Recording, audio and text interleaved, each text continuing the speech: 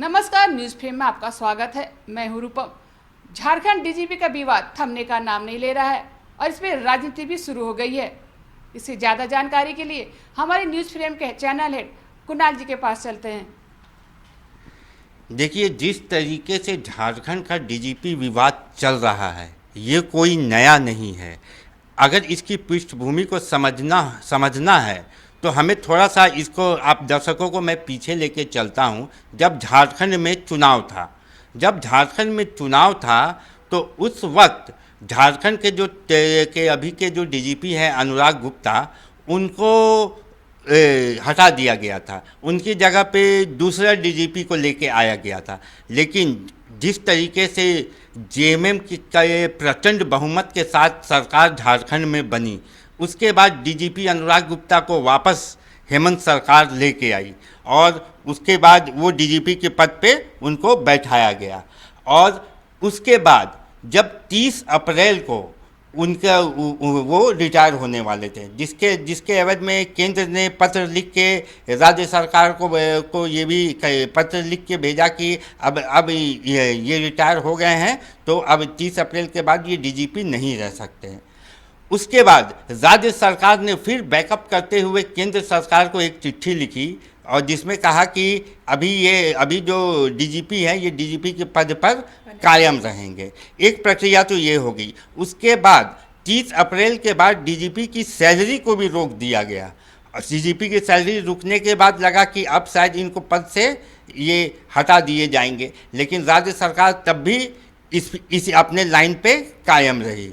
अब इसमें राजनीतिक विवाद भी शुरू हो गया है। अगर मैं आपको कल की बाबूलाल मरांडी ने एक ट्वीट किया जो कि मैं अपने दर्शकों को दिखाना चाहूँगा और मैं इसे पढ़ के भी बताता हूँ, उसके बाद इसका हम विश्लेषण करेंगे।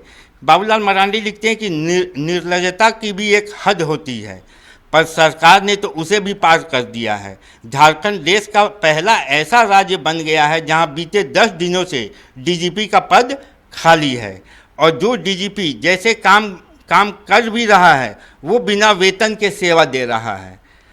वाह मुख्यमंत्री जी, ये तो नया भारत निर्माण है। बिना वेतन, बिना संवैधानिक वैधता, सिर्फ भ्रष्टाचार के दम पर प्रशासन। अब क्यों ना एक नई नीति ही बना दी जाए। धनबाद, हजारीबाग, रामगढ़, बोकारो जैसे कोयला वाले कमाऊ इलाके समेत और बाकी के खनिज इलाकों में भी बिना वेतन, केवल कमीशन आधारित सेवा के लिए रिटायर और अनुभवी लोगों से आवेदन मंगवाइए। देखिए, ये बाबूलाल मरांडी सरकार पे डायरेक्ट प्रहार कर रहे हैं और कह रहे हैं कि बिना वेतन के भी अगर डीजीपी काम कर रहे हैं तो ऐसे और अधिकारियों को लाया जाए और इन सब जगहों पर जहाँ पर कोयला का निर्यात होता है वहाँ पर इनको कार्यभुक्त किया जाए।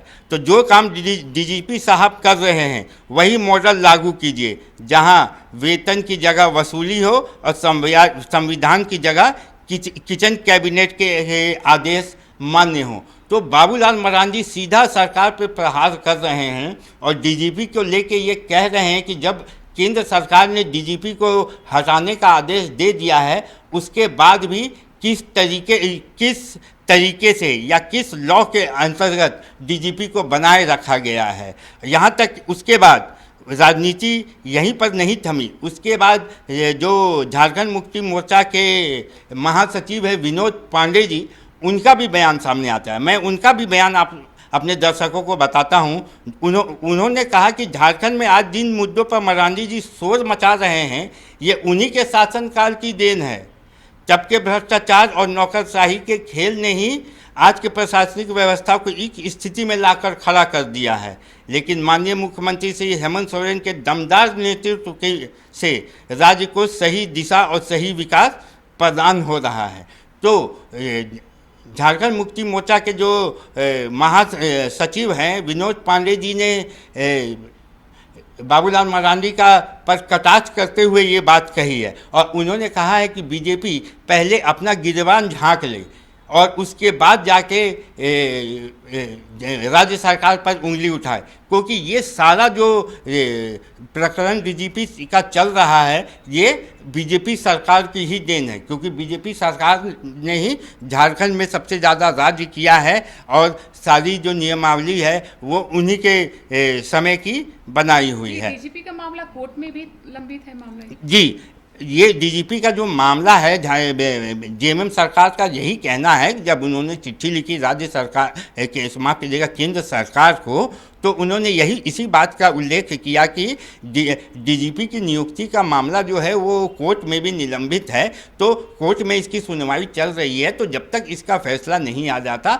हम किसी निश्चित निश्चय पर नहीं पहुंच सकते हैं। ये कोर्ट में विचाराधीन है, तो कोर्ट के फैसले का हम इंतजार कर रहे हैं और अपनी तरफ से वो जो 2 साल का एक्सटेंशन वो दे सकते थे उन्होंने फिलहाल डीजीपी को दे दिया है। लेकिन इसके बाद से जिस तरीके से देश में हमने देखा कि इंडिया पाकिस्तान वॉर शुरू हो गया, तो उसको लेके अभी कुछ दिनों तक तो ये मामला जो है वो ठंडे बस्ते में चला गया था, लेकिन अब जिस तरीके से वापस से जब हम एक नॉर्मल ज़िंदगी की तरफ बढ़ रहे हैं तो ये सारा विवाद जो है ये सामने आना शुरू हो गया है। और झारखंड डीजीपी का विवाद, जैसा कि मैंने आपको बताया, ये कोई नया नहीं है, ये काफ़ी दिनों से चलता आ रहा है और अब जिस तरीके से राजनीतिक हस्तक्षेप भी होने शुरू हो गए हैं, तो अब ये देखना होगा कि इसके बाद राज्य सरकार जो है वो क्या कदम उठाती है, या केंद्र सरकार जो है वो फिर चिट्ठी का जवाब चिट्ठी से देती है या कोई संवैधानिक कदम उठाया जाता है।